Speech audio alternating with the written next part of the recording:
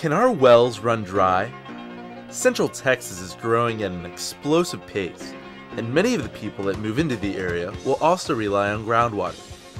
Dr. Kent Butler is a professor in the Department of Architecture at the University of Texas. He and his colleagues are looking at ways that we can manage growth so that we don't ever find our faucets running dry. The management of groundwater in Texas is a shared responsibility between the state government and local governments. There's perhaps more management at the local level to protect the Edwards Aquifer than any other aquifer in Texas. There are different units of the Edwards Aquifer, but the one around Austin and the one around San Antonio, two separate units, are managed by groundwater districts. From the very beginning, the Hill Country groundwater districts have faced a tough challenge to figure out how to manage a resource that's already at its carrying capacity. Central Texas isn't the only place that is facing water shortages. All over the Southwest, communities are finding that they have to deal with the conflicting pressures of economic growth and restricted water supplies. There are a lot of ways to meet this impending water supply crisis in the Edwards Aquifer, and Kent is trying to help provide cities with some options. One is to deal with the supply side, to encourage new supplies of water to come into the same area, surface water lines from lakes and reservoirs and the such. Another approach is the demand side, which is to encourage conservation of water. And guidelines and even rules are being imposed to say everyone must cut back on indoor water use and outdoor water use to a certain reasonable extent. When we talk about water pollution and pollution threats to the Edwards Aquifer, we can break it into two types.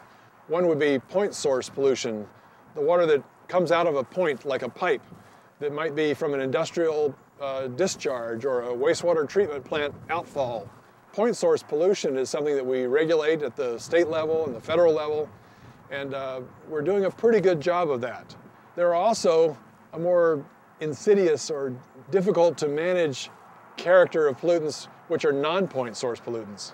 And these are the ones that run off diffusely off parking lots like we're standing on now, or streets through the curbs and gutters, or just off of golf courses or even home sites where you have fertilizer and pesticides and herbicides sprayed out on the ground that may wash off into the creek and then into the aquifer. And ultimately, there is a responsibility for each individual to do what they can to manage that resource. At the scale of me and my neighborhood, I can be watchful about pollution that might occur, a spill, or someone pouring paint down the drain. On a larger scale, citizens are working together to make sure that the government is doing the right thing for the larger area. And there's a need for, especially in our country, for people to work together to say what we want to the elected officials to make sure that management takes place. We can't rely on government or these groundwater districts to do it all for us. We each have to take another kind of responsibility as well.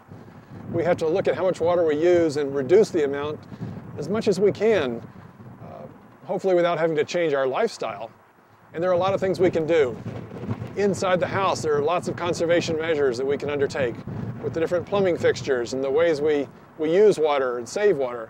And certainly in the outdoor situation, we can grow different kinds of plants and be mindful of how much water we use so as not to use it lavishly.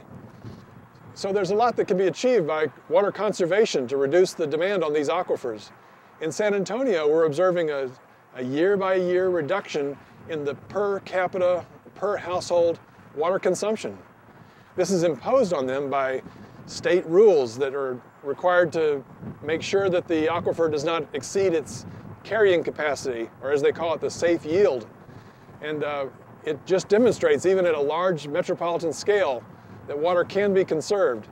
We've still got a long ways to go, not only in San Antonio, but even more so here in the Austin area.